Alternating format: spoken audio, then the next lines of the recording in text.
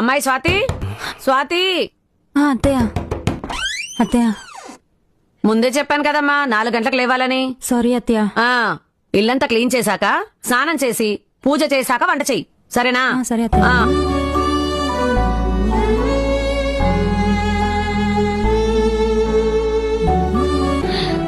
Coffee.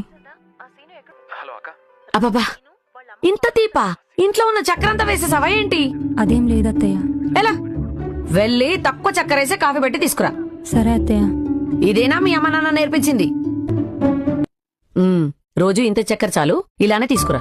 అమ్మా స్వాతి, అబ్బాయికి office time అవుతుంది, టిఫిన్ పెట్టమ్మా. సరే అత్తయ్య.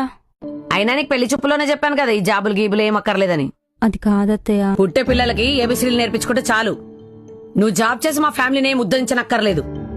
జాబ్ చేస్తుందంట, జాబు.